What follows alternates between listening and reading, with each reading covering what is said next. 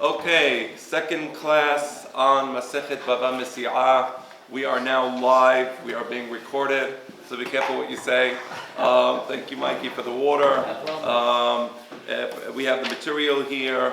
I want to give you an introduction to the class. I think to understand the Gemara well, and I tried to do this last week, it's important that before we study the Sugya, I give you the background so you understand what the Sugya is about, right? So just a little background. There's a Gemara in Masechet Kiddushin, and the Gemara says something interesting. It says it for a bunch of Chachamim, but it specifies for Rabbi Akiva. And it says, Keshemet Rabbi Akiva. When Rabbi Akiva died, Nolad Rabbi. Rabbi was born. That's what the Gemara says. And then it has a whole list of Chachamim. When this Chacham died, other Chacham was born. Keshemet Rabbi, when Rabbi Yehuda Nasi died, Nolad Rabbi Yehuda, and it keeps going on.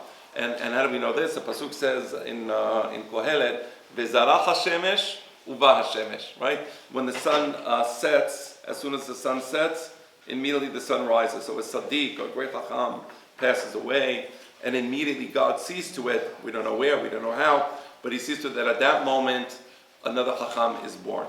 So the Gemara is telling us that there's a relationship between Rabbi Akiva and Rabbeinu HaKadosh. And you need to understand what that's about. And it's as follows. My father writes about it in his book, Toreh Zahavim Nekudot HaKasef, Golden Dots, Silver Dots. And he says that Rabbi Akiva was the one who started the compilation of the Torah Shebe'al Peh. Let me tell you, the Torah Shebe'al Peh used to be Be'al Peh. What does Be'al Peh mean? Oral. It was studied by heart. Comes Rabbi Akiva, he says, we have to prepare for darker days. Rabbi Akiva understood that under the Roman occupation, things will only get worse for the Jewish people. They will not get better. And therefore, Rabbi Akiva decided that if until now the Torah Shebe'al Peh was preserved by the Supreme Court of the Jewish people, by the Chachamim, it's going to be over. There's going to be no more Supreme Court. The Chachamim will be killed. They were, by the way. They were killed in the Hadrian persecutions, you know the story about Kochva. So the Chachamim were actually killed. So Rabbi Akiva already beforehand, he says, let's start compiling the oral law so that even when this persecution takes place, we will have an official compilation of the oral law. Who started that? Rabbi Akiva. Who finished it? Who completed it? Vezarach Hashemesh, uva Hashemesh. So for Rabbi Akiva, when he died, who was born? Rabbeinu HaKadosh, Rabbi. He was the one who finished the Mishnayot. So you see now the connection with the Gemara is saying Masechet Kiddushin is very beautiful. God saw the plan of Rabbi Akiva, and even though when Rabbi Akiva died, he said, oh my gosh, the Mishnah is not finished. At that moment, Rabbeinu HaKadosh was born, and he finished the Mishnah. So the compilation of the Mishnayot was done by Rabbeinu HaKadosh. And here's what you need to do. The purpose of the Mishnah, and this ties directly with the Gemara that we're studying today. You need to understand this point, because if you don't understand this point, you can't understand the Gemara, what we're studying today. The purpose of the Mishnah was to compile the Torah Shebe'al Peh. But there were a lot of open issues that the Sanhedrin, that the Beit Din HaGadol, the Supreme Court of the Jewish people, did not settle. There was a lot of machlokot that for some reason they didn't reach a conclusion. And some people followed Bet Hillel, other people followed Bet Shammai, some people followed Rabbi Shimon, other people followed Rabbi Yehuda. There was a lot of machlokot. Now when Rabbeinu HaKadosh compiled the Mishnah, his point wasn't to settle every single machloket. He said, I'm leaving that for future generations. But there were some machlokot that he didn't want to settle. And he didn't always say, hey, this is how I'm making Pesach Halacha, but rather he interwove into the text of the Mishnah his conclusions. So they're very, very subtle indications in the Mishnayot. How did Rabbeinu HaKadosh make Pesach Halacha? And that's what we're going to be studying today. Today we are going to be looking at the Mishnah, and I'm going to review with you the Mishnah that we read last week. And the Gemara is going to try to make 2 points. So we're going to be reading 2 parts, 2 points, right, where we're going to try to use our Mishnah, potentially, to see how Rabbeinu HaKadosh made a Pesach in a very particular dispute. There was two famous disputes among the Chachamim. We'll see what those disputes are, and we will see whether our Mishnah is actually contained within it a resolution of those two disputes. Okay, is until now clear? Everybody on board? Okay, very important. So we'll see what those disputes are in a minute. I want to just tell you something so you can kind of relate with this. This isn't unique, meaning, people say, oh, why do we have machlokot? Why do we have machlokot in the Mishnah? If the Torah was given by Moshe Rabbeinu, why do we have machlokot? Okay, so I just want to take a moment and to explain that one point so that when you leave the class, you get it. Okay. Moshe Rabbeinu, he gave us the Torah. You know that. He gave us the 613 mitzvot. There were some details that Moshe Rabbeinu didn't give us, right? And the Rambam discusses this, and the Chachamim discusses, and the Rishonim discuss it. And these details were left to the Chachamim to decide how to make Pesach Halacha. I want to just give you one simple example. And you'll all know this example. You don't have to be lawyers. It's enough if you watched or read some of the stories about police work or so maybe something about police work. And what do when they arrest somebody? They read him his rights. It's called Miranda rights. It was actually a case in Arizona, Miranda versus the state of Arizona in 1966. It was based on the Fifth Amendment to the Constitution. The Fifth Amendment to the Constitution has a clause there which is against self-incrimination. Basically, it says you cannot be forced to bear testimony against yourself. Well, that comes from the Torah, of course, because the Torah is the source for the idea of self-incrimination. And there was a machloket among the courts. Miranda versus Escobar. Right. When the Miranda versus the state of Arizona is the one that went to the Supreme Court. So when the person is arrested, do you need to read him his rights? And if you don't read him his rights, isn't he ultimately being deprived of his Fifth Amendment rights against self-incrimination? And there was a machloket. The Supreme Court settled the machloket in 1966. And once the Supreme Court settled the machloket, that became the law of the land. So you see the Gemara, a lot of the sugyot in the Gemara, they are going to settle machlokot that were never settled. So you see how it's very, people always like to criticize the Torah Shebe'al Peh. That's because they don't understand what they're talking about. Anybody who knows about the way law works, the way the Chachamim work, you understand that you have to settle the matter by taking it to court, by debating the matter, and by reaching a resolution. So what we are reading in the Gemara is these debates, how to settle these matters of law. That's it. That's the end of the introduction. I now am going to enter the Sugya, but before I'm just going to give, Mikey said I have to give a little chance for people to maybe ask questions. I'm just giving you like a chance now, but it has to be a relevant question related to what we just said. So if you have, or if somebody doesn't understand something clearly, okay, I think until now it's clear. Save it for the end. Save it for the end? Okay, Mikey versus Mikey. Okay. So let us begin the Gemara. You all have it. You have it in Hebrew. You have it in English. I prepared this. Mikey printed it. Thank you very much. And thank you to Mikey for bringing us the delicious food. Pizza, calzones, French fries. Thank you, Freddy's. Okay, Freddy's. Yes, Freddy's. Oh, they donated it. Okay, we give them credit. Wow, zechut. Okay. Lema matnitin de la keben nanas. I said we're going to study two parts today. Right, part one is going to look at one dispute that was never settled up until this point. Part two of the Gemara is going to look at a second dispute that was never settled up until this point, and we're going to try to see if we can resolve the matter. Right, so we are now in part one. Lema matnitin de la keben nanas. Can we reach the conclusion that our Mishnah is a refutation of the opinion of Ben Nanas? Okay, let me tell you what is the issue here, okay? Let me tell you, I remember growing up when we lived in Israel, and maybe some of you will remember this, when you go to the grocery store, at least this is the way it was in Haifa, you would go to the store and you would, pick up whatever, mom would say, go downstairs, get some bread, get some milk, get some cheese, and come upstairs. And then the grocer would write down in his notebook what you took. And then at the end of the week, they would, come and whatever you owed. And it was all in the, that's called, in the Gemara, that's called Hanvani al Pinkaso. There is a special law in the Gemara that says that if a person is a grocer, he owns a store, and he has a notebook, and in that notebook he writes down what you bought, that is considered prima facie evidence that you bought that stuff. He doesn't have to bring any other evidence. Normally, I said, you owe me $100. I said, what are you talking about? He says, look, I wrote it here. It's right here. You pay me the $100. Now, according to halacha, you can say, prove it. It's written here. That's not a proof. You wrote it. How's that a proof? Normally, you say, you say that I owe you $100. Prove it. If you can't prove it, you can't prove it. Next, sorry. Next, okay. There's a special law. Hachamim made a special takana that if the Hanbani wrote it in his notebook, and it says he bought $100 worth of goods, the Hanbani gets to make a shivua. He gets to make a vow. And in the vow he says, what I wrote in this notebook is correct.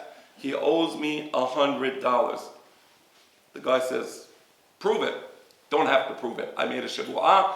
Takanat Chachamim, pay him the money. Special law. Normally you can't do that. Normally, if somebody says, hey, you owe me $100, prove it. I'm willing to make a shivua. We don't care about your shivua. Don't make shivua, right? You either have evidence or you don't have evidence. How about a mistake? What do you mean? The guy made a mistake. He charged for... It could be. So I can tell you that the minute you tell the guy to make a shivua, and they bring the Sefer Torah out, and the Chachamim are sitting there, and they begin to say the pesukim that they say to the guy's like, you know what, I'm not 100% sure. I ain't making the shivua, right? But if the guy is making the shivua, it's apparently he really believes that this is absolutely accurate, right? That's called the law. That's called the law of Hanbani al Pinkaso, right? So he wrote something in his notebook, and that's evidence. There is a machloket about this. It's a machloket between Chachamim, majority opinion, and Ben Nanas. And Ben Nanas is this person here. Ben Nanas was a Tanakh from the second generation. He lived actually in the days of Rabbi Akiva. Ben Nanas, his full name was, by the way, was Shimon Ben Nanas. That was his full name, but the Gemara refers to him as Ben Nanas. Okay. There is a machloket about this law of Hanbani al Pinkaso, and I want to tell you the machloket. It's kind of like a puzzle. It's a conundrum. Okay. So first of all, everybody understands Hanbani al Pinkaso, right? That's simple. Now we have a puzzle, and let's see how you solve the puzzle. You have the grocer. That's party number one. Okay, he supplies food. He supplies various goods, blankets, whatever. Then you have a Baal Habayit. You have a contractor. He has people working for him. I don't know, they're building a building. He sends this is the way they used to do it. They didn't have a banking system today. You got wire transfer. You know, they send you money to the bank when you get paid at the end of the month. He would send the worker to the grocery. How much I owe you? $100. Okay, go to the grocer. He'll give you goods for $100. What do you want? Blankets, clothing? Go to the grocer. But they actually, sometimes the grocer would give him money also. The grocer, the Hanbani, was a type of banker. Go to the grocer. He'll give you the money. He'll give you the goods. Okay, very good. So he goes to the grocer. Now, a day later, the laborer, the employee, comes to his boss. He says, you owe me $100. Says, what do you mean I owe you $100? I sent you to the grocer yesterday. The grocer said that he paid you $100. Says, no, you didn't pay me. Now what happens? The grocer is going to come, the Hanbani, we'll call him Hanbani. Hanbani means the owner of the grocery store. The Hanbani is now coming to the contractor, to the boss, let's call him the boss. He says, give me $100. I gave $100 to your employee yesterday. He says, I have to give you $100, and now I have to give my employee $100. How does that make any sense? So what do? You understand the problem? Right? The grocer is saying, I paid him $100. It's in my pinkas. I wrote it down. $100 paid to Mr. Employee. Mr. Employee says he never got the money. The same thing.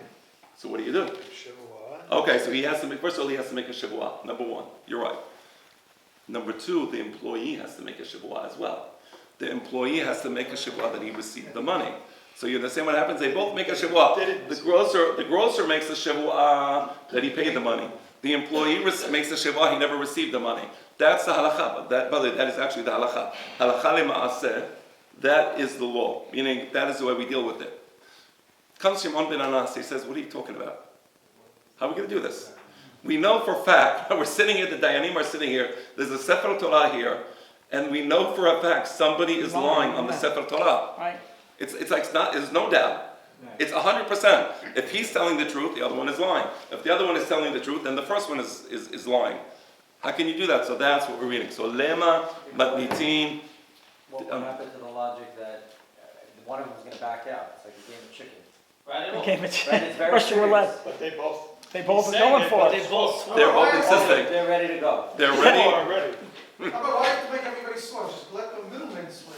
What? Who? Which middleman? The messenger. There was no messenger. The worker. The worker himself. Just make the worker swear. Either you got the money and you paid. He is swearing. No, he is. He's They're swearing. both swearing. But He's swearing. One said he paid, one said he didn't get it. He's the only one who should swear because if he says I got the money, No, he's did you saying pay the money? But the grocer wants to get paid back. The grocer saying, I just paid your employee $100. Pay me back. I'm not a bank. I'm a grocery store. I made a loan. I mean, it was a loan. It was, I gave him the stuff on credit. You remember he wrote down on the Pinkas, I paid Mr. Employee $100. His boss is going to pay me back. He didn't do it as a charity, he did it because he wants to get paid back, right? That's his. There's no need to sign the Pinchas? No, so that's it. No, nothing like that. No, nobody. People didn't have a pen. They didn't know how to write back then, right? system. Okay, exactly. Then But he knew how to the write boss what would he also told. say, you know what, don't come to me, go to him. Who? The boss should say. No "Show problem. us The what boss, they're but doing." The guy's not giving it. but he wants his money. Right. The guy's coming to court now. The owner of the store, grocery store. I want my money. I just gave him $100. I can't run a business like this. I'm going to run a business like this. You're going to be out of business. Nobody's going to. I'll do $1,000 in cash. I like that. It wasn't in. We're dealing outside of San Francisco, okay? Not in San Francisco, okay? But you understand the problem. So that's right. So that's a machloket. So the majority opinion is again, the grocer makes a shivuah, the boss has to pay the grocer the $100. The employee makes a shivuah, the boss has to pay the employee $100. Obviously, the employee the boss just lost $100. He lost some, but that's the law. Ben Nanas comes in and says, we can't cause a shivuat shah. Kesa, that's what we're reading. So now he's saying, again, I'm reading the Gemara. Let's reach a conclusion that our Mishnah disagrees with Ben Nanas, and I'll show you in a moment how it disagrees with Ben Nanas. The Ika Ben Nanas, if our Mishnah was following the thesis of Ben Nanas, namely that we don't want to force a false oath, we don't want to be in a situation where definitely somebody's lying. Ben Nanas is of the opinion that we are not allowed to force a situation where somebody, one person from two, will definitely be saying a lie. Now, let's look at our Mishnah. Go back to our Mishnah. Who knows? What was our Mishnah? Who remembers the situation in our Mishnah? What happened? You tell me. What happened in our Mishnah? You had two people. Each one was holding a talet, a garment. They were holding a garment. Okay. Now, what is the first person saying? It's mine. It's mine. I found it first. What's the second person saying? I I found it first. Meaning, somebody's lying. All right. Now. Maybe they're not lying, maybe they really think they were first. Okay. Put that on the side. But apparently, let's say there's Reuven and the Shimon.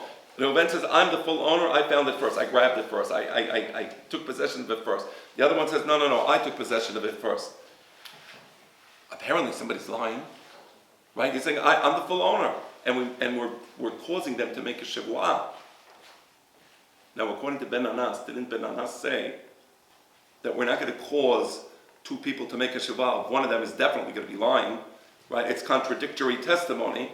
So according to Ben Nanas, if Ben Nanas was analyzing the case in our Mishnah, two people they're coming to court, they're grabbing the talet, right? They're grabbing, each one is grabbing the talet, it's mine, make a shivuah. What do you mean make a shivuah? Ben Nanas would say, don't make a shivuah, because if you're both going to make a shivuah, we're forcing a shivuat shav, and we don't want to force a shivuat shav. You understand the announcer? Yes. In one case it's 3 people, in one case it's 2 people.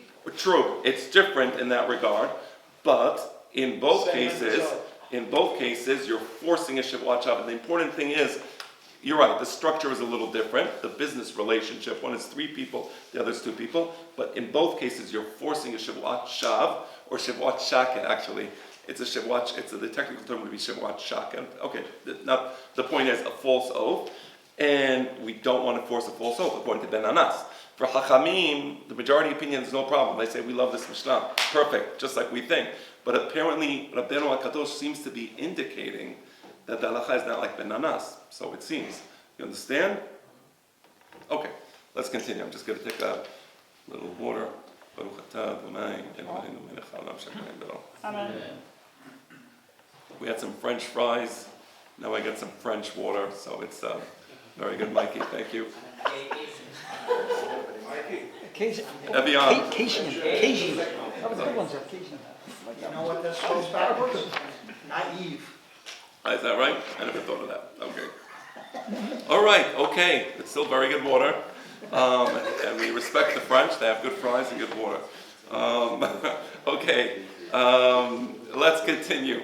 And you have the place in the Gemara. So that was the question. Afilu tema ben nanas. So the Gemara says no. Our Mishnah could be explained according to ben nanas. Hatam vadai ika shevuat. In the case of the three parties, the grocer, the boss, and the employee, in that case, definitely somebody has to be telling a lie. It's 100%. There's no possibility that the two things took place, namely that the grocer paid the employee and that the employee didn't receive the money.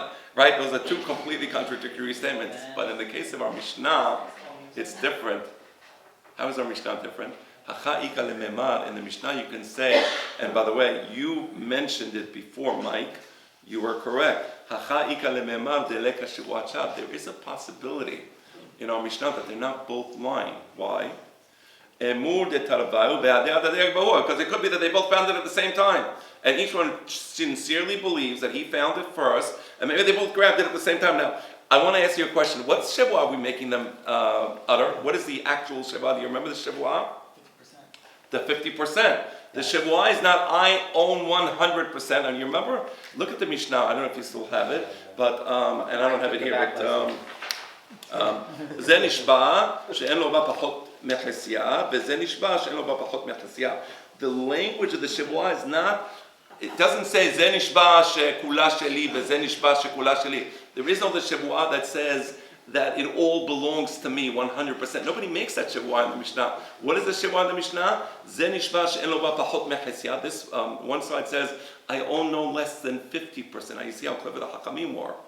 By making him say, I own no less than 50%, you automatically are negating the necessity of a Shavuot Shab. It could be that he really owns 50%, because maybe they both picked it up at the same time. And if they both picked it up at the same time, you own 50%, he owns 50%, nobody's lying. Very so you see, it's different than the case of Ben Anas. In the case of Ben Anas, the grocer says, I paid him. Employee says, he never paid me. Somebody's lying. Here, I own the Shavuot that he actually makes. I own 50%. Other guy says, I own 50%. Yeah, it could be. Maybe they both own 50%. Someone could have forgotten. Oh, somebody could have forgotten. But here, it's not necessarily Shavuot Shah, right? Let's say we jump on this. I got it. You got it. You're holding this hand. You're holding this half. I'm holding this half. I own 50%. You own 50%. Nobody. Right. Exactly. But the point is, it's a possibility. So it is not a necessity that there was a lie. So therefore, the attempt to refute Ben Nanas from our Mishnah was a failure. It could be that Ben Nanas will agree with our Mishnah. Nevertheless, I want to give you the Pesach Halacha. The Pesach Halacha in the Shulchan Aruch Choshen Mishpat, in the Harambam, the Mishneh Torah, the Pesach Halacha is, I'm going to read it to you. Let me read to you the Halacha because it's important. I noticed last week we didn't do this. I want to start doing this. And when we read the Gemara and we reach a particular conclusion, I want to give you the summary of the law so you can take the summary of the law with you home and that you remember that clearly, because you might not remember all the back and forth discussion, but the summary of the law you will remember. Belineda, next week might be, I will also prepare for you, together with the material, the particular halachot, so you have that as well. But now I'm going to read you Pesach Halacha. This is in Harambam, okay? Henvani, you have a grocer. And anybody comes into the store, whatever you want, come, sign for it, and you're good.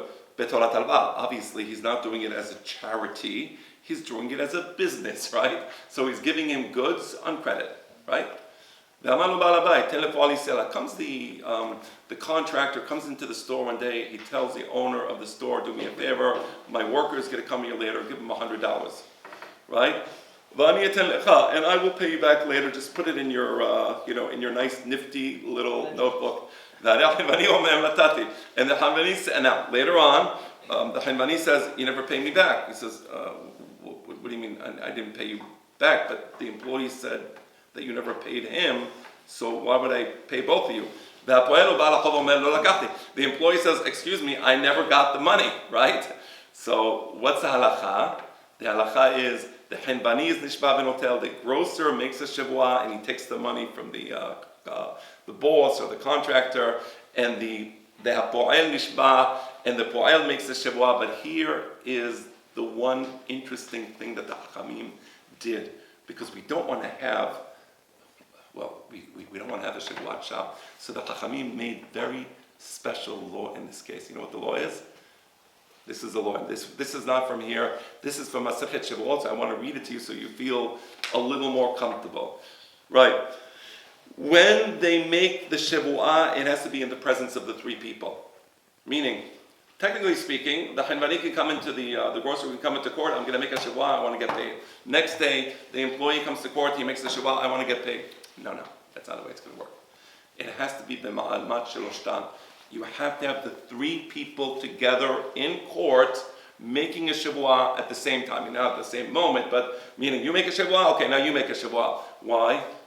I mean, it's, how embarrassing, like there's a limit to what type of avon a person is Maybe willing see to the do. guy's face, oh yeah, he's right. I was wrong. Right, sometimes people, they smoke on Shabbat, okay, but they're not going to come to Knis smoking a cigarette in front of the Hachamim. Now here, the guy making Shavuot Shab, one of them is definitely lying. The Chachamim are going to look at the guy's going to end up dying. I mean, on the spot. You heard the story I said last week, right? So there's it's a very humiliating situation to be there in front of the Chachamim and making a Shavuah in front of the person, lying to his face in the presence of God. So that's a special takanat Chachamim that was made here. Hopefully the liar will renege. He says, okay, I'm not making a Shavuah, thank you very much. I have a wife and children, I still want to live, I don't want to die today. Saying that's the idea. So that's the way. You understand the Pesach Halacha? So the Halacha is clear? For the kids. For the kids, yes, for the kids. Okay, that was the first dispute. In the first case, why isn't the boss off the hook? Why is he involved? Not just the grocer and the worker. I paid him and I didn't get paid. Who? Why is the boss on the hook involved in this? Oh, I mean, he has to pay his employee, of course. He must pay him, right? That's his obligation. Okay, let us continue with the second part of the Sugya. The second part of the Sugya deals with a completely different issue. Lema matnitin de la kesumchus. Let us reach the conclusion that our Mishnah disagrees with a Hacham called Sumchus. I will tell you in a moment who he was. Because according to the opinion of Sumchus, when you have money, an asset, property, and you don't know who the owner of the property is, you split it, and there's no need to have a Shavuot, just split it. That's what Sumchus says. So let me explain to you what this is about. Okay, let me explain to you what the dispute is about. So you have a situation. First of all, who is Sumchus? Sumchus was a fifth generation Tana. So you remember we said that Ben Nanas, or Shimon Ben Nanas, was second generation in the days of Rabbi Akiva. Sumchus is a few generations later, in the days of Rabbi Meir, who was a Talmid of Rabbi Akiva, and he was also a Tana. And there was a machloket among the Chachamim, where the majority opinion was, and I'll tell you what the majority opinion was in a moment, and then there was Sumchus who disagreed with the majority opinion. Let me explain to you what happened. You have an ox, and this ox is angry, he's mad, I don't know, it's sunny, I don't know what, and he sees a cow, and he gores the cow. So shor shemagah et hapara. Now there's witnesses, they see the whole thing from a distance, so they know the ox, and they know the owner of the ox, it's Reuven, gored the cow of Shimon. They saw the whole thing, so we have evidence, we know for sure. In the Jewish court system, it's very simple. Al pi shenaim edim yakum davar. Interesting. People always say, what about video evidence? Why doesn't the Torah recognize video evidence? It doesn't. We recognize only actual live people in the court, in the presence of the Dayanim. They come to before the Dayanim, we can interrogate them, and if they make a testimony, we accept the testimony, assuming that we feel that they're telling the truth. We can also reach a conclusion that they're lying, not the point. But al pi shenai medim yakum davar. Recently, so people used to ask me about video evidence. Why the Torah doesn't recognize it? Now you understand that they have this. Well, Photoshop.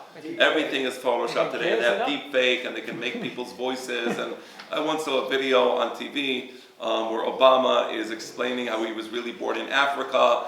I mean, it was kind of funny, you know what I'm saying? I mean, you don't have to like Obama or like him, whatever my opinion is, but it was just funny, right? He's there on TV saying that they fabricate everything. They can make anybody say anything. So really, you see the eternality of the Torah. When the Torah says something, al pi shenayim edim yakum davar, you have to have people there saying what they saw with their eyes. Okay, very simple. Otherwise, the whole thing becomes one big, question. What was the video? Who made it? When was it made? How did it? You don't know anymore, right? So here we have two witnesses. Not a video, not YouTube.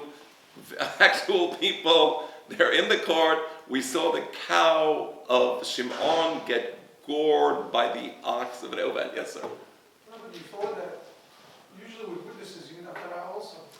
Oh, so with witnesses, the hatra'ah that the witnesses give is if the guy's about to do an avon. Right. That's if the testimony is a criminal testimony. Here, this is a civil testimony. There's no crime involved. The person didn't control his ox. It was even a shor tam. Chachamim say it was the first time that the ox attacked somebody. So there's no need for hatra'ah. There's nobody to give hatra'ah to, the owner of the shor. The show's not going to listen to that. No, I'm talking about video camera. Yeah, As opposed to witnesses. yeah. Saying with the Jewish law, usually when it comes to a criminal, you need to have atra'ah to warn them before there. Of course, 100%. That's why the video doesn't work because. Yes. There's no possibility. Nice point, by the way. How can you have a ta'ah of, the thing? There was a famous case about, I think, 10 years ago in Israel where a person went to Rabbi Abu Hasira. Maybe, I don't remember, do you remember the name of the Rabbi Abu Hasira? One of from the Abu Hasira family, he was a big rabbi. He was teaching Torah in the middle of the night. Somebody just came up and killed him. God was obviously, not all there. But anyway, the point came up in the Torah class that week. We were studying on Shabbat about the laws of Hatra'ah. Since nobody gave him Hatra'ah, even if he was in the days of the Sanhedrin, you wouldn't be able to execute him because he didn't receive a warning, right? So there was witnesses, but there was no Hatra'ah. So you're right, you need to have Hatra'ah as well. But that's more in criminal prosecutions. So getting back to the case of the shor. So what happened here? The witnesses, they came, they see the dead cow. We know how the cow died. It just got gored. Okay. Yeah, maybe the cow started. What? Maybe the cow started. Maybe the cow started. You saw it from far. It's close. It was an ox and a cow. Who are you putting your money on? An ox and a cow. We have now this team, Olympics for men and for women. That was great. That worked for many, many years. Now you have these, who are you putting your money on? Okay, yeah, you understand what I'm saying. So, right, this is a video camera. I have to be careful what I say. Don't, please, I'm not saying anything bad. Rabbi will say it was Photoshop. We got your back, don't worry. Yeah, okay, I like that. Right, so the cow died. The cow died. Very simple. Make it simple. Cow was grazing, eating grass. The ox comes and just kills her on the spot. Really simple case. Let's keep it like that. What happens? They come closer with the witnesses, and they see next to the dead cow is a dead calf. She was pregnant, and and she gave birth to the calf, and the calf died. But here's the question: when did the calf die? We don't know. It could be that she gave birth before she got attacked, and she got attacked afterwards. In which case, Reuven, the owner of the ox, is not liable for the death of the calf. It could also be that because the ox gored the cow, she gave birth early, and therefore the owner of the ox would be liable not just for the value of the cow, it's half the value, whatever, it's a different story, but for the value of the calf, right? What do you do? How do you resolve this? Now we know there was damages. We know that the ox damaged, Reuven damaged Shimon because Reuven's ox gored Shimon's cow. Okay, no question about that. And we know the cow, that the 50% of the value of the cow, that's the way it's done, is going to be paid. No problem. What about the calf? What's the explanation that the calf didn't die because of the gore. It could be that it died because of the gory. What's the other explanation? Oh, a miscarriage. Sometimes it happens. Sometimes it happens for whatever reason. Before they go, okay. Right, you don't know. We don't know, right? So if the cow's worth 50%, Yeah. why can't the calf be worth 25%? But the point is that we, right. The point being that we don't know. We have a doubt here. So there's a machloket. I'm going to tell you what the majority opinion is. Then I'm going to tell you what the opinion of Sumchus is. Then I'm going to tell you what that has to do with our Mishnah. Let's start with the majority opinion. The majority opinion is as follows, and it's a principle in all of Dinei Mamonot. Hamosi mechavero alav hareaya. What does it mean? Hamosi mechavero alav hareaya. If a person wants to take money from his friend, I say you owe me money. What do you tell me? Prove it. Prove it, right? Give me proof. Again, what's the principle? Prove it. Now here, the owner of the dead cow and the owner of the dead calf, he's telling the Oven, pay me not just for the cow, pay me for the calf. Prove it. Exactly.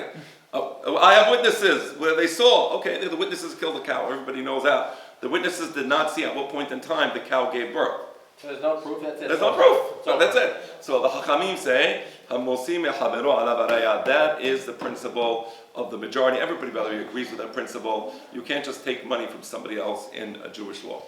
Sumchus comes and he says, wait, in this case I want to apply a different principle.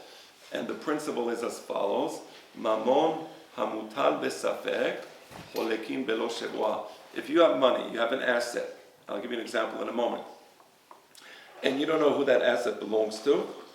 You divide it 50. There's two parties come. It belongs to me. No, it belongs to me. You split it 50-50. Nobody has to make a shavua. You split it. That's called mamon, an asset. Hamutal besafek, on which there is a doubt as to who the owner is. Let me give you the best example from Harambam. A guy owns a piece of land. Okay. He sells it to Reuven. Reuven has a contract, a deed. I now am the owner of this piece of land. The same day, he sold it to Shimon. We don't know which shita comes earlier. They both have the same date. It doesn't say the time. It just says the date, right? They both come to court. It belongs to me. This piece of land belongs to me. The guy now ran away to Mexico. Who knows where he is, right? He took the money and ran away. What? Watch the Mexicans. Right. He ran away to some tropical island. He has now. Who does it belong to? We don't know. That's called mamon hamutal besafek. Mamon hamutal besafek is you have this piece of land. You don't have a clue who it belongs to. It could be Reuven. He has a contract. Could be Shimon. He has a contract for the same day. What do? Nobody has to make a shavua. There's nothing to make a shavua about. I have a contract. It's a signed contract. He has a contract. Signed contract. Split the land 50-50. That's called mamon hamutal besafek cholekim belo shavua. Comes Sumchus, and he says, I want to apply the same principle of mamon hamutal besafek cholekim belo shavua. I want to apply that principle to the dead calf. You don't know what it belongs to. It could be that really it died because of the goring. It could be that it didn't die because of the goring. So who should be liable? We don't know. It's just like the field. That's what Sumchus says. So now you understand the machloket between Chachamim and Sumchus. Okay? So, how does this relate to our Mishnah? Let's see. Who thinks they understand how this relates to our Mishnah? According to Sumchus, how would he make Pesach Halacha in our Mishnah? Again, he says, Mamona mutal besafek, you have property, you don't know who it belongs to, you can't attribute the ownership of the property to anybody, right? Or you have an asset, or you have a liability, and you don't know what to do with it. He says you do it 50-50 without a shavua. Isn't that the case of our Mishnah?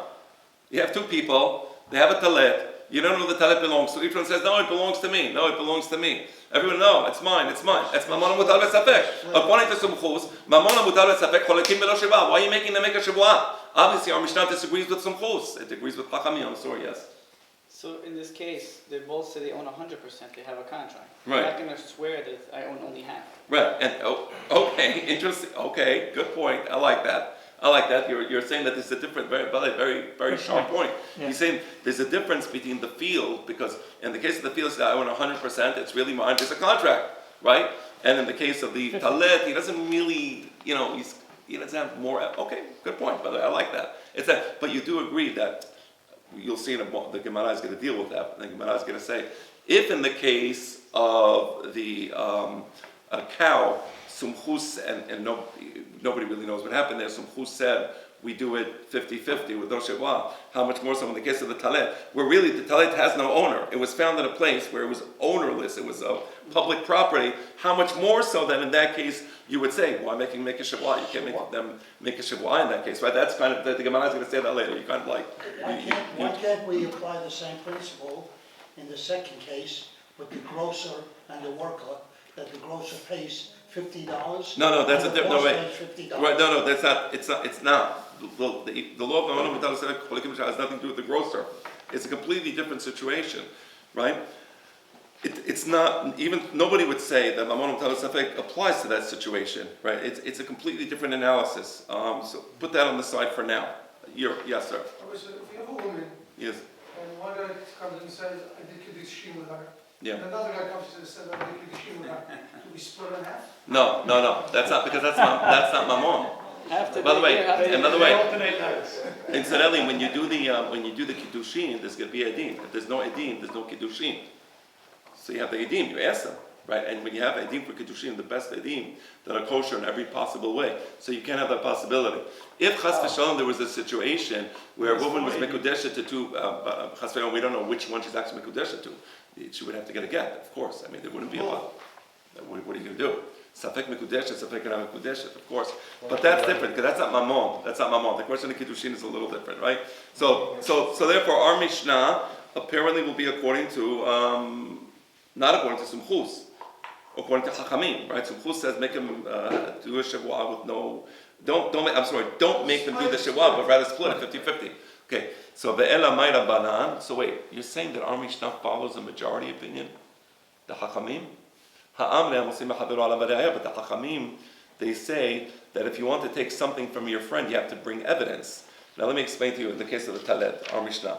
You have these two people, Reuven and Shimon, they come into court, each one is holding on to the talet. Let's say Reuven makes a shavua, right? Let's say Shimon says, I ain't making a shavua, I'm not doing it, but I would not make a shavua for that. I wouldn't make the shavua just for, because you just don't want to make a shavua, okay? But hey, let's say Reuven makes a shavua. I own at least 50% of this, right? And Shimon says, I'm walking away, ain't making a shavua. Reuven gets a whole talet. You know that, right? Obviously, he gets a whole talet. Shimon is not willing to make a shavua. Okay, Reuven goes with the whole talet. It's all his. The garment is all his. Okay. How does that comport with the theory of Hamosim Chavero ala Bare'aya? Didn't we say that according to Chachamim, the principle, the guiding principle is always, if you want to take property from your friend, you have to bring evidence. A shavua is rarely enough. So how can you say that our Mishnah doesn't follow Sumchus, because according to Sumchus, you would split the talit 50-50. Nobody would make a shavua. It doesn't follow Chachamim, because according to Chachamim, Hamosim Chavero ala Bare'aya. And in this case, if one side makes a shavua and the other side doesn't make a shavua, the side that makes a shavua gets a talit, the other side gets nothing. Where's the re'ayah? Where's the evidence? He didn't bring any evidence. He just made a shavua. Taking something from him. Okay, so that's an interesting point. So let's see. Hi Mike, how do we analyze our Mishnah properly? What is a proper analysis of our Mishnah? Let's think about it. Let's go a little more deeply. Yamar Bishlama, Rabbanan, Hatam de la Tafset Alvayu, Amru, Rabbanan, Amusim Chavero ala Bare'aya, Hachad Tavayu Tafse, Pagela Bishwa. Okay. Turn the page, yeah. You have the, Yeah, it's on the page. you have it in that thing? On the top. I think it's in the back, right? Yeah, it's on the back. Right. Okay, right. Aleph Aleph Det, that's I Amar Bishlama, that's an acronym, right?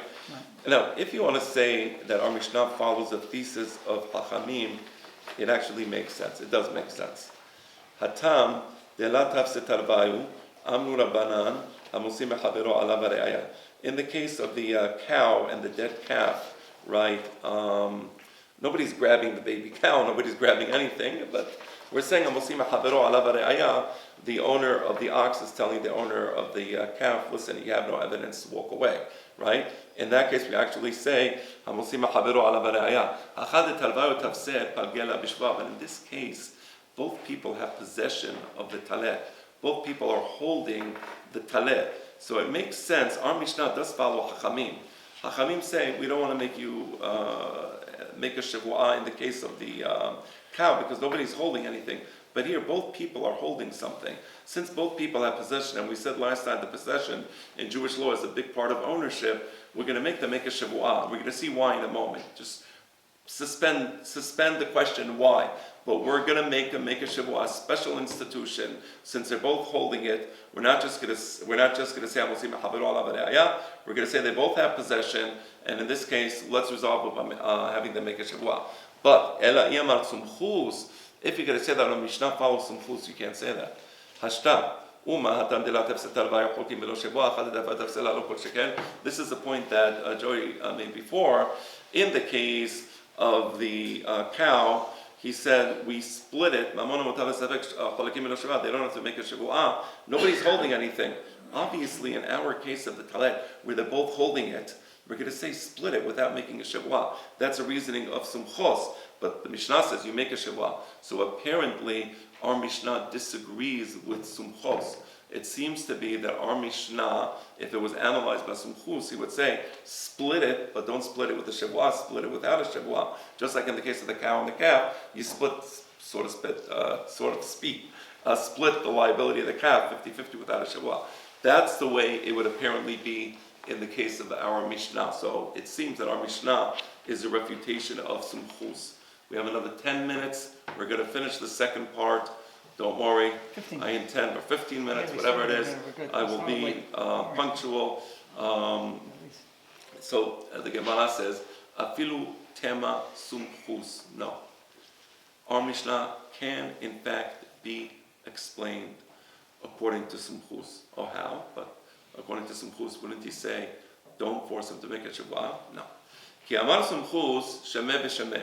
When did sumchus say we don't force him to make a shavuah, we just split everything 50-50? When each one has a doubt. Hold on one second. In the case of the calf, was the owner of the ox there? No. Was the owner of the cow there? No. Did anybody see when the cow gave birth to the calf? No. So it's a safek. Nobody knows. In the case where nobody knows, we're not going to make him make a shavuah. What are you going to make him make a shavuah? But shavuah what? I know for a fact that, no, you don't know for a fact. You're lying. You weren't there. That's why Sumchus says, Cholekim belo shavuah. He says, Cholekim belo shavuah. Because there is no possibility of shavuah. Right? But maybe, in the case of our Mishnah, where the two people are coming in, grabbing the talet, and everybody was there when it happened, I know that I picked it up first, or maybe I don't know that, right? And the other person knows whether I picked it up first or not, make them pronounce a shavuah, right? There's a purpose for that shavuah, because it's not a safek. You know what happened. That's the difference between the case of the dead calf and the case of the talet. In the case of the talet, Sumchus would say, make a shavuah. In the case of the, because you were there and you know what happened. In the case of the dead calf, Sumchus would say, don't make a shavuah. There's nothing to make a shavuah about. So, that's the idea, and therefore we, so to speak, save the Mishnah and say it's not a refutation of Sumchus. Okay? Before I continue, I'm going to take a 1-minute break, see if anybody has any questions about what we have been studying until now. Question. What if the owner of the cow and the calf wants to sell it to McDonald's? Is that value deducted from his payment? All right, that's a different story. The question of valuation is a different story. I don't want to go into the valuation because it really is a digression from what we are studying. I want to try to focus on the text. There's several questions. How do you value the cow? What do you do? And so on. Next question or comment. I'm sorry. Next question or comment. All right. So again, just to summarize, we have the thesis of Sumchus. Sumchus says, "Mamon mutar b'safek." If you have this asset and you don't know who it belongs to, you split it, and that's that. In the case of the talet, that's not the case of Mamon mutar b'safek because both people were there, and therefore we're going to force them to make a shavuah. All right. There was a third opinion, and now we are going to read it. Rabba bar Rav Huna. Rabba bar Rav Huna was an Emorah. He was the son of the famous Rav Huna, who was the Rosh Yeshiva of Sura. And he says something interesting. He says that you're misinterpreting the thesis of Sumchus. What did we say? We said that according to Sumchus, when does Sumchus say you split the property without a shevuah? Mamon hamutal besafek cholekim belo shevuah. In the case where there is doubt as to what happened, because there was no witnesses who saw what actually happened, right? Isn't that what we said? Comes to the Baba Rav Huna and he says, no, you're incorrect. That's not the correct way to read Sumchus. According to Sumchus, and I'm reading it, Ulaba Rav Huna de Amar. Amar Sumchus, afilu bari u bari.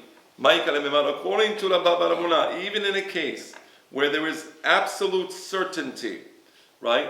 Even in those cases, Sumchus still says, Cholekin belo shevuah, mamon hamutal besafek, cholekin belo shevuah. And what is the best example of a case where you have mamon, it's an asset, and each one has certainty, and we still say split it 50-50. What case? Do you remember?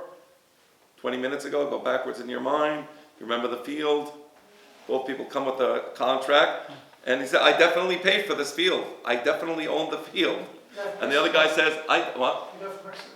The guy ran away from Mexico. There you go. The guy ran away to Mexico. He took the money for the field. There's a famous case of a person who sold the Eiffel Tower, right? He took, this was in Paris about 150 years ago. He got the biggest scrap metal companies in the country, all over Europe. He invited them to this fancy, like penthouse in a hotel. Everybody was there. He never told them why they're there. And he says that the government of Paris is going to be breaking down the Eiffel Tower. Give me a bid. How much are you willing to pay for the Eiffel Tower? You'll use it for scrap metal. That was the idea. And they came back with the bids, and one person won. And he gave him the check for the Eiffel Tower. The person disappeared for, I think, something like 3 or 4 years. Then he came back to Paris, the same person, and he sold the Eiffel Tower a second time to another scrap metal person. So it was a very, very good scam, very good sketch. So it happens in the real world. You can imagine this guy owns a field. He signs the contract, gets the money, gives the guy the money. The same day, he sells the same field to somebody else, takes the money, gets a signed contract. This is not safek v'safek. You said that according to Sumchus, it's only when you have a doubt, like in the case of the calf, nobody was there, there's no witnesses. In the case of the field, I paid the money. I bought this field. I have the contract, it has the date, it has the witnesses, it's mine. There's no safek v'safek. And we still say, mamon hamutal besafek, cholekim belo shevuah. So Rabba Rav Huna is saying, you're misinterpreting Sumchus. So let's go back to the talet. The talet is not, there is no safek there, right? There's no meaning, meaning in the mind of the people holding the talet, there is no doubt there. And even in that case, Sumchus would say, don't make them make the shevuah, right? The same way in the field, we say just split the field 50-50. Nobody has to make a shevuah, that's right. Also in the case of the talet, we split the talet 50-50, nobody has to make a shevuah. That's the idea that's the way Sumchus would analyze our Mishnah, right? So apparently our Mishnah is a refutation of Sumchus. This is the final point, and with this we finish the Sugya, afilu tema Sumchus. You are incorrect. The Mishnah is not a refutation of Sumchus. You can explain the Mishnah according to Sumchus. Ki amar Sumchus hecha deika derara de mamona, aval hecha deleka derara de mamona la. When does Sumchus say mamona mutal besafek cholekim belo shevuah? When there is a doubt as to the let me explain this.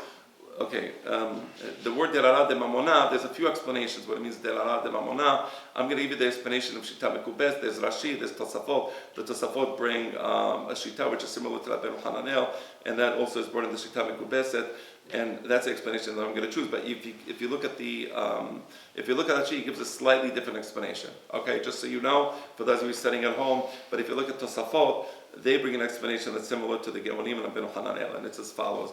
Derara de mamona means there is a clear chain of ownership. So when you have a clear chain of ownership, you have a hazakah, you have a presumption that you are the owner of something. That's called derara de mamona. So let's look, for example, at the case of the cow. We know who owns the cow. We know who owns the calf. There's a clear a pre-existing ownership of the cow. There's a pre-existing ownership of the calf, namely Shimon. I think we said it was Shimon who owned it, right? So in that case, since there was a clear ownership of the cow, in that case we're going to say cholekin belo shevua. We're gonna say split it.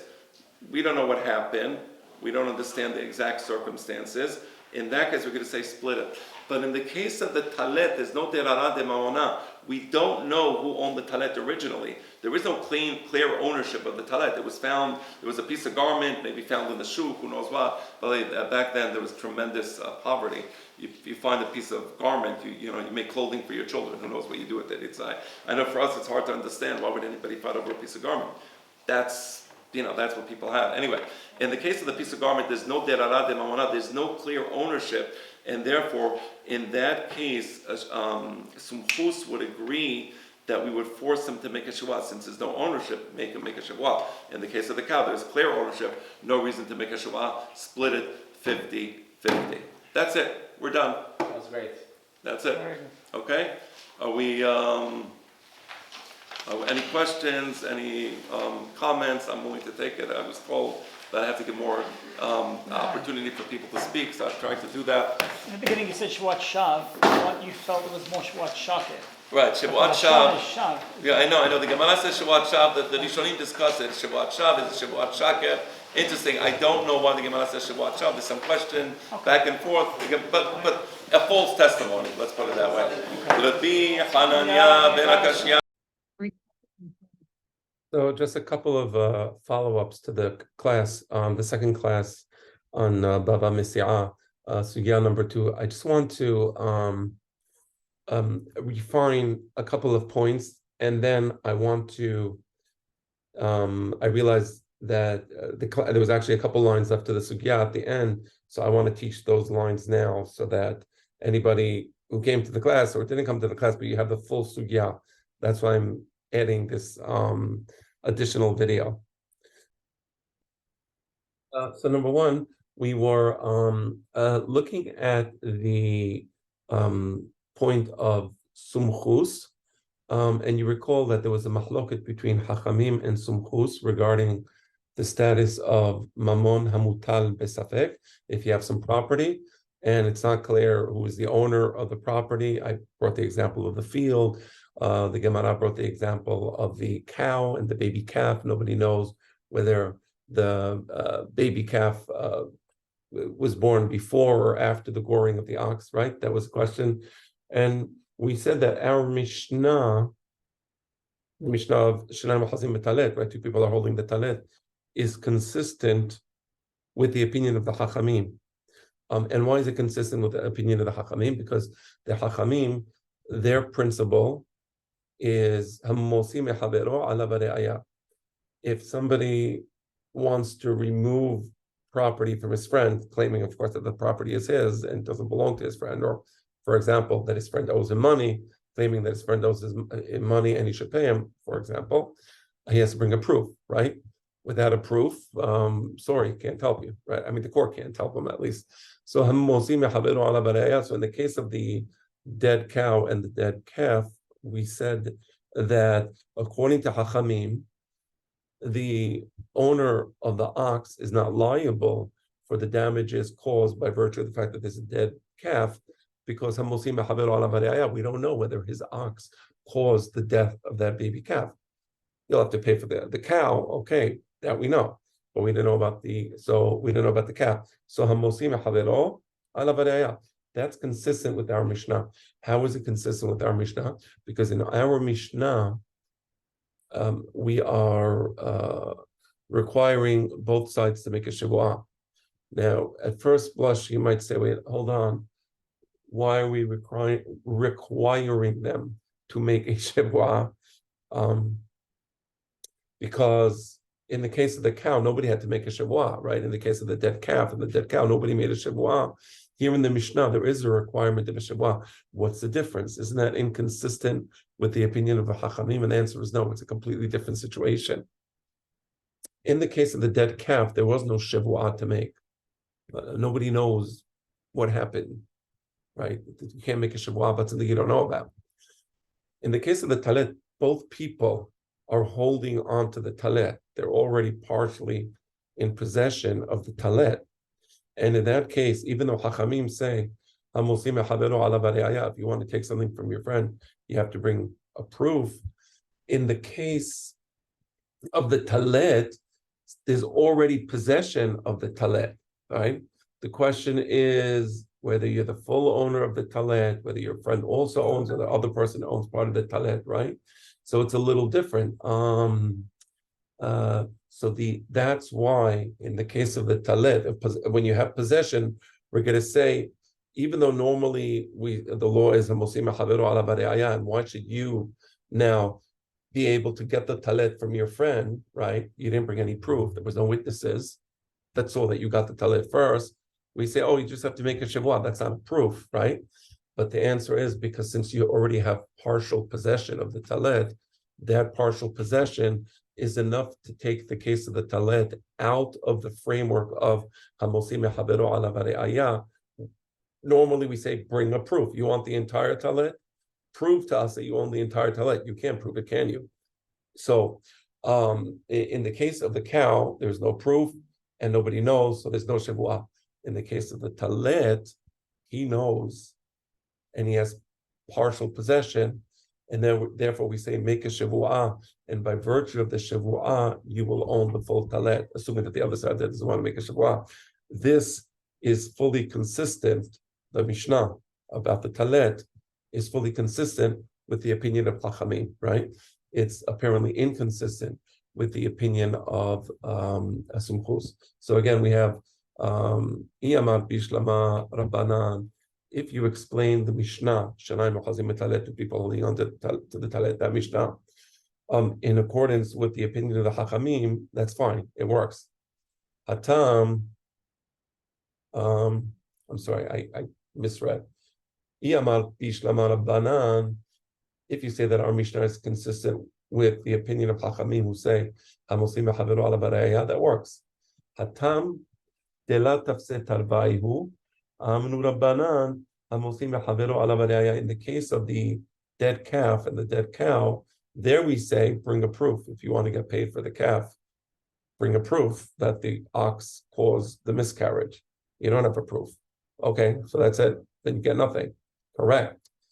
But here, in the case of the two people holding the talet, the tarvayu tafseh, that both people are in possession of the talet, that already creates some sort of presumption of ownership, and therefore it's sufficient to make a shavua in order to get full ownership. Okay, that was the first point I wanted to make on. I'm not sure that came out perfectly clear yesterday. On the other hand, Sumchus, who says Mamona mutal besafek cholekin velo shavua, the Mishnah apparently cannot be resolved in accordance with the opinion of Sumchus, because Sumchus says don't make a shavua, right? In the case of the cow and the calf, why would he require a shavua in the case of the talet? It's Mamona mutal besafek. Nobody knows who the owner of the talet is, right? So Elai amar Sumchus hashta. If you're going to try to attribute the Mishnah to Sumchus, come on. Hashta literally means come on, right? If in the case of the cow, the dead calf, we say, Sumchus says, divide everything 50-50. And there nobody actually has possession of the calf, and yet we say, divide everything 50-50. Here in the case of the talet, without a shavua, divide everything 50-50 without a shavua. Here in the case of the talet, of course, Sumchus would say divide everything 50-50 without a shavua. That would apparently be the way Sumchus would analyze that situation. So you remember we said yesterday, afilu tema Sumchus. No, we can in fact resolve the Mishnah of Shenai Mochazim Talet, two people holding a talet. We can resolve that Mishnah in accordance with the opinion of Sumchus. Ki amar Sumchus shemeh v'shemeh. When did Sumchus say that if you have mamona mutal besafek, property on which we don't know who the owner is, you divide it 50-50, and you don't need to make a shavuah. When did he say that? Because there's shemeh v'shemeh. Nobody knows, right? Nobody knows who the in the case, for example, of the dead calf. Nobody knows. Nobody was there. Nobody saw it. So then he says, divide it 50-50. There's no point in making a shavuah. Why cause a shavuah? Anyway, it's going to be 50-50. Nobody, and again, nobody knows. But here, aval bari v'bari lo, in the case of the talet, the two sides, let's say there's no advantage while they grab the talet, they know who grabbed it first, right? But they're coming to make a shavuah, and they know.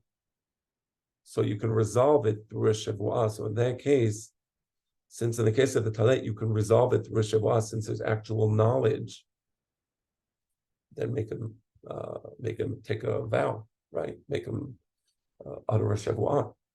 So our Mishnah is explainable, even according to Sumchus, right? True that Sumchus normally says divided 50-50 without a shavuah, but here in the case of the talet, he would say they know, Reuven and Shimon know who got it first. So don't let him get away with just taking it 50-50. Force him to make a shavuah. Right? So that means there's a difference between a case of the cow and the calf, where nobody knows when the calf died, and the case of the talet, where the two sides know. Right? That's called bari b'bari. Bari means you have definite knowledge. They have definite knowledge who got the talet first. But continuing. And it could be I said this all in the class yesterday, but I have a feeling that maybe I was rushing, and that's why I'm kind of repeating it. So it doesn't hurt to repeat it. According to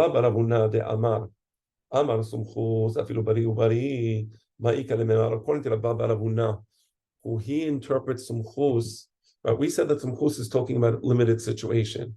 When does Sumchus say Mamona mutar b'safek polikim belo shevuah, property on which we have doubt as to the ownership, we divided 50-50, and we don't require the litigants to make a shavuah. We say that in the case of shemeh v'shemeh, right? That's what we said, but not bari v'bari. So Rabba Baravuna says, no, that's not true. Sumchus doesn't limit himself to cases of doubt.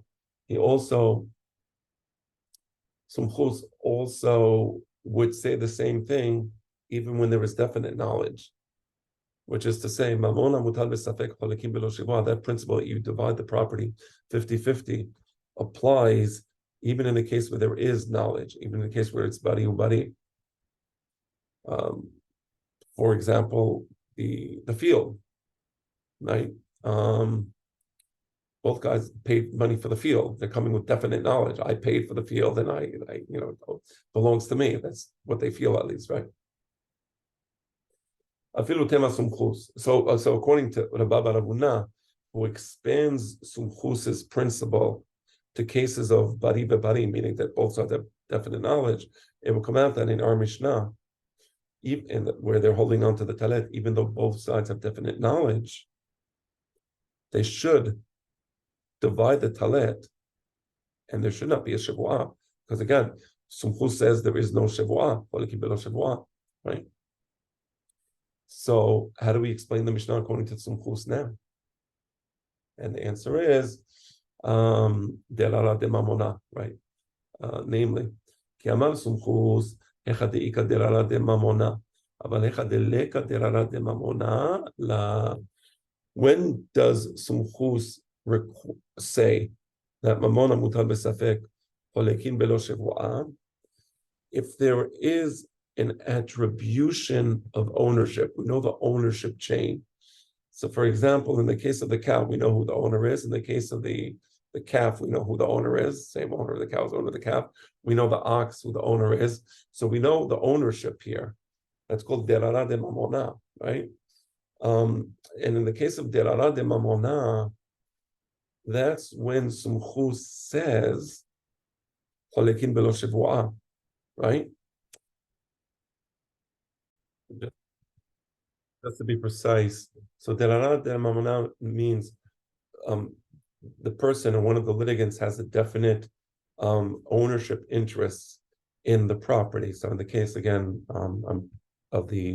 I got a phone call before I had to stop. So in the case of the cow or the dead cow, we know who the owner of the property is. We know who the owner of the ox is, right? So we're not going to make them make a shevuah because there's definite ownership here. So we already understand you own the ox, you own the cow. We just don't know whether the damage to the calf was caused by the ox or not. Let's do it 50-50. No need to make a shevuah here, since we've already established who the sides are and where the respective liability lies, right? But in the case of the talet, we don't know. The guy is saying, I grabbed it. He may not even own it. He may own nothing.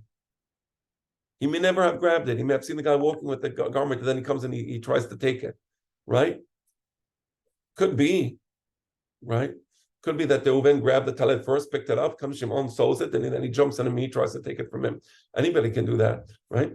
So there's no derara de mamona. We don't even know who the owners are of the talet, right? So therefore, since you don't even have that, although normally Sumchus would say,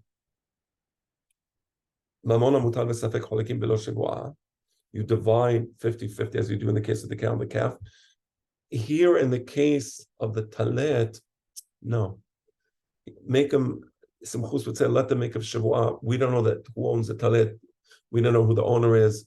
Could be that somebody's completely lying. Force them to make a shevuah so that we can establish that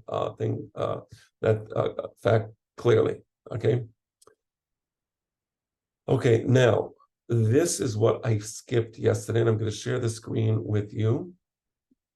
So give me a moment to do a share screen as I did before. Share screen. Okay. So,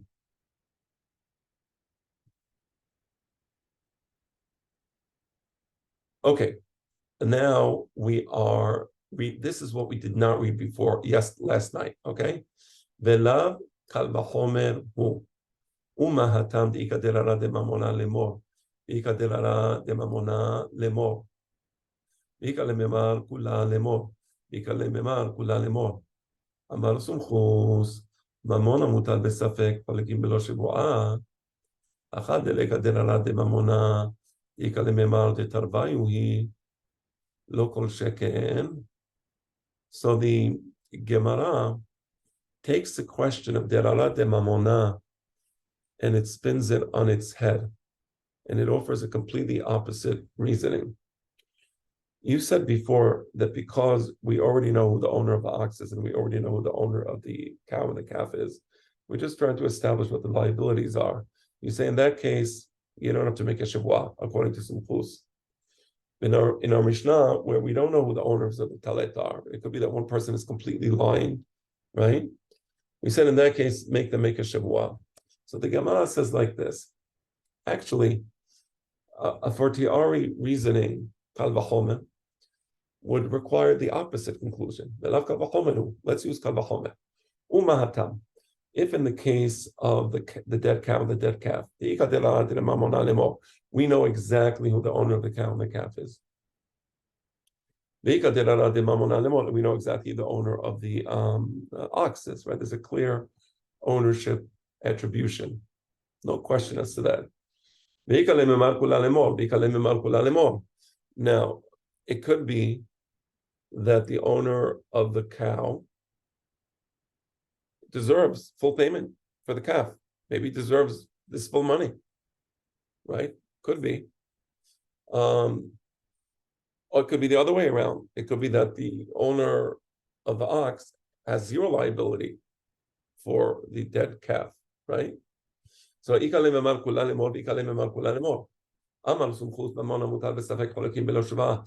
that type of situation where you can be making a complete mistake, your Sumchus says split it 50-50. Well, if you split it 50-50, somebody is getting a raw deal here, right?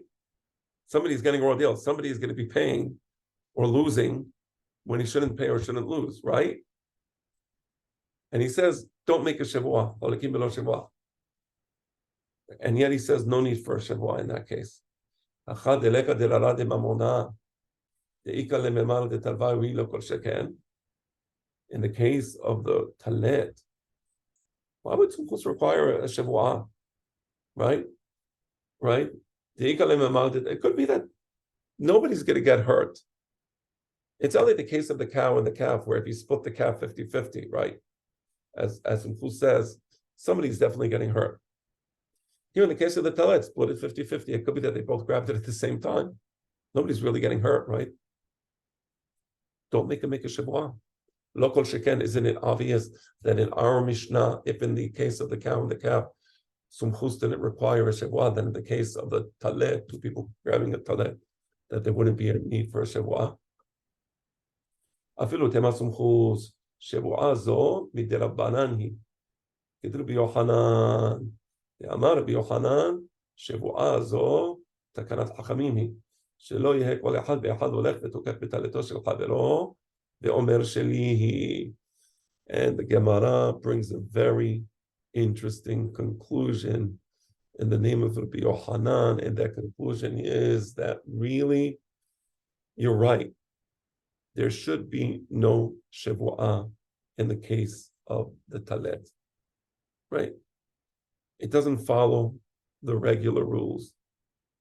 Not because Sumchus is wrong, not because Sumchus is right. Sumchus can make Pesach Halacha in the case of the dead cow and the dead calf. Mamona utar b'safek cholekim belo sheva. Don't require them to make a Shavuah. And he would still agree that in our Mishnah you need a Shavuah, because our Mishnah doesn't follow the regular rules of Shavuah. This is a special Shavuah that was instituted by the Chachamim as a matter of public policy. And what is a policy? That if we said, Mamona mutar b'safek cholekim belo sheva, if we said, if two people are holding a talet, we'll do it 50-50 and nobody has to make a Shavuah. Imagine that was the rule, right? Then anytime I see my friend walking around with the garment outside, he has a nice sweater, I'll grab it. And now we go to court together, I get 50%. It's a great deal. Just start grabbing people's garments. I get 50%. Somebody's going to Macy's, I grab the bag, right? I get 50%, no Shavuah, no loss, no, right? That's what the Chachamim instituted the Shavuah. This is a special Shavuah to make sure that we don't have people mugging each other, right? And then ending up with 50% of whatever it is that the other person was carrying. So that's a special, unique situation that everybody would agree, both Sumchus and Chachamim would agree, that this Shavuah is in place for the public policy reason that we described, and therefore the Mishnah does not necessarily negate or in any way negate neither the opinion of Sumchus nor the opinion of Ben Nanas, right? Shimon Ben Nanas that we studied about in the class.